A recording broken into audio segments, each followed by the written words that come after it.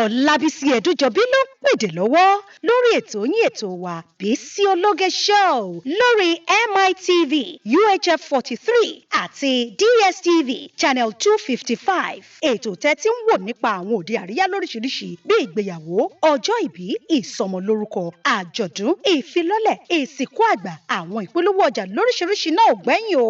Aago 8 sí 9 alẹ́ ní gbogbo ọjọ́ ìsinmi lẹ́ẹ̀ máa bá ọmọ yín pàdé láwọn òde àríyá ti ilẹ̀ yìí àtòkè òkun lóríṣiríṣi lórí MITV. Fún ìpolówó ọjà yín ẹ pè sórí 0803 329 1869 àti 0812 158 4400 tàbí sórí ímeèlì wa bisiologe@yahoo.com. Bó sì jẹ́ lórí wẹ́bsáìtì wa www.bisiologeshow.com. Bisi Ologe ló ń pèdè lórí tẹlifíṣàn. Ọlọ́run wá lémi náà fi ẹlẹ́ o. Ìyá sọ pé mo fi ẹlẹ́ lé Kùránì lọ́wọ́. Mo gbé Kùránì kalẹ̀ fún ẹ. Mo fẹ́ láwọn afá lọ́wọ́. Kùránì náà ni ọmọ wa tẹ̀lé. Abáyédúpẹ́ lọ́dọ̀ Ọlọ́run. Alájẹ sunkún o.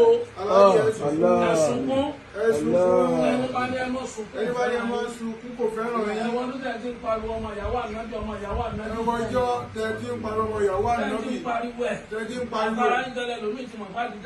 Thanks for watching this video. Please don't forget to click on subscribe button. Kindly comment and share.